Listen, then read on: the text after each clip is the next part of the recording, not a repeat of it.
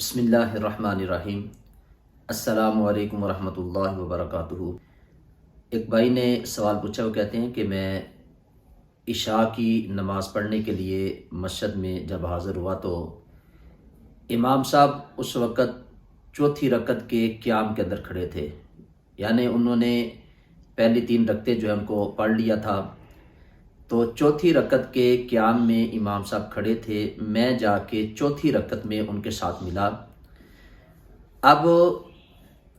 چوتھی رکعت میں نے ان کے ساتھ پڑھ لی۔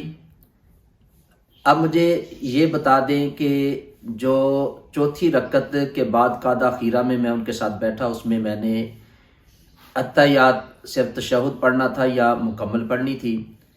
اور اس کے بعد جو 3 رکعتیں میری رہ گئی تھی ان کو میں نے کیسے پڑھنا ہے، اس کا طریقہ بھی مجھے بتا دیں۔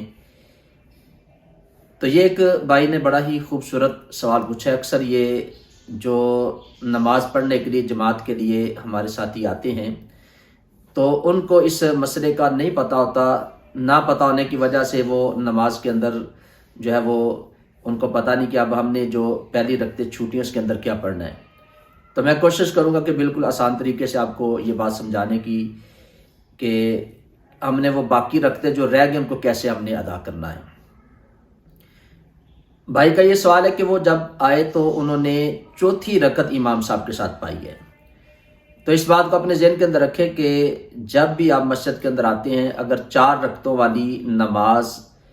کی جماعت میں آپ حاضر ہوتے ہیں، یعنی ظہر کی 4 رکعتوں والی نماز ہے، عصر کی نماز کی 4 رکعتیں ہیں، اور عشاء کی نماز کی 4 رکعتیں ہیں، اگر آپ اس میں حاضر ہوتے ہیں، امام صاحب 3 رکعتیں پڑھ چکے ہیں، آپ چوتھی رکعت میں امام صاحب کے ساتھ ملے، یعنی رکوع سے پہلے آپ نے امام صاحب کو پا لیا، تو وہ آپ کی رکعت مکمل ہوگی، یعنی 1 رکعت آپ نے پڑھ لی۔ اب امام صاحب کی چوتھی رکعت ہے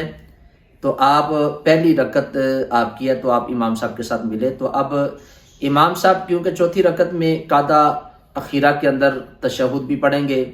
درود پاک بھی پڑھیں گے، اور اس کے بعد وہ دعا بھی پڑھیں گے۔ دعا پڑھنے کے بعد امام صاحب جو ہے وہ دائیں سائڈ پہ سلام پھیر دیں گے، اور پھر اس کے بعد بائیں سائڈ پہ امام صاحب سلام پھیر کے نماز سے باہر نکل جائیں گے۔ تو جو بعد میں آنے والا جس نے 1 رکعت امام صاحب کے ساتھ پڑھی، باقی 3 رکعتیں اس کی رہتی ہیں، اب وہ جب قعدہ خیرہ میں امام صاحب کے ساتھ بیٹھے گا تو وہ صرف تشہد پڑھے گا، یعنی اتحیات صرف پڑھے گا، آگے درود شریف اور دعا نہیں پڑھے گا۔ اتحیات پڑھنے کے بعد وہ خاموشی کے ساتھ بیٹھ جائے گا۔ جب امام صاحب دائیں سائڈ پہ سلام پھیریں گے تو اس کے ساتھ جب امام صاحب پھر بائیں سائڈ پہ سلام پھیریں گے تو وہ فوراً کھڑا ہو جائے گا۔ جب کھڑا ہوگا تو اب اس نے جو رکعت ادا کرنی ہے وہ اس کی وہ رکعت ہوگی کہ جو اس نے امام صاحب کے ساتھ نہیں پڑھی، یعنی صرف 1 رکعت امام صاحب کے ساتھ پڑھی، اس کی پہلی رکعت چھوٹی ہے، دوسری چھوٹی ہے اور تیسری چھوٹی ہے۔ اب وہ امام صاحب کے بعد جب کھڑا ہوگا تو وہ ترتیب کے ساتھ اپنی رکعتوں کو پڑھے گا کہ جیسے نماز کے اندر ترتیب ہے، یعنی پہلی رکعت جیسے پڑھی جاتی ہے جس میں قرات ہوتی ہے، تو وہ شخص کھڑا ہو کے اب جب وہ امام صاحب کے بعد کھڑا ہوگا تو وہ اپنی قرات والی جو رکعت ہے وہ پڑھے گا، یعنی سب سے پہلے جیسے پہلی رکعت پڑھی جاتی ہے اس میں ثنا بھی پڑھی جاتی ہے، ثنا کے بعد وہ تعوذ بھی پڑھے گا، تسمیہ بھی پڑھے گا، سورہ فاتحہ پڑھ کے پھر اس کے ساتھ کسی سورت کو ساتھ ملائے گا۔ سورت ملانے کے بعد اب وہ رکوع کرے گا، تسبیحات پڑھے گا، پھر اس کے بعد 2 سجدے کرے گا۔ 2 سجدے کرنے کے بعد اس کی مجموعی طور پر اب 2 رکعتیں ہوئی۔ 1 رکعت اس نے امام صاحب کے ساتھ پڑھی، اور دوسری رکعت اب اس نے بعد میں کھڑے ہو کے جو اس نے اکیلے پڑھی ہے۔ تو 2 رکعتوں کے بعد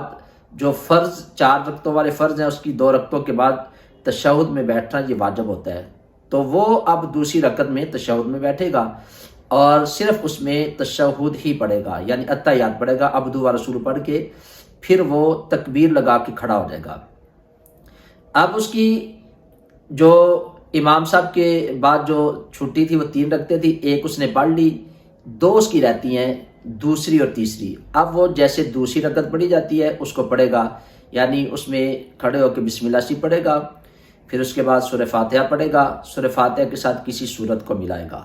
صورت ملانے کے بعد وہ رکوع کرے گا، تسبیحات پڑھے گا، پھر اس کے بعد 2 سجدے کرے گا، سجدے کی تسبیحات پڑھنے کے بعد پھر وہ تکبیر لگاتے ہوا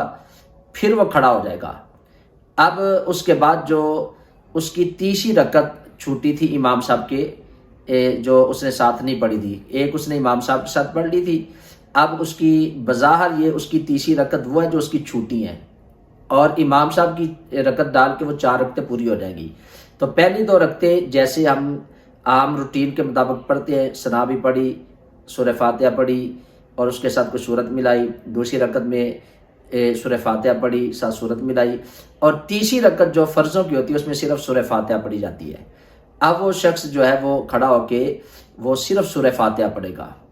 سورہ فاتحہ پڑھنے کے بعد رکوع کرے گا، رکوع کے بعد 2 سجدے کرے گا۔ اب اس کی بظاہر اس کی 4 رکعتیں مکمل ہو گئی ہیں، ایک امام صاحب کے ساتھ، 3 اس نے امام صاحب کے علاوہ اکیلے پڑھی۔ تو جو امام صاحب کے ساتھ رکعت پڑھی جاتی ہے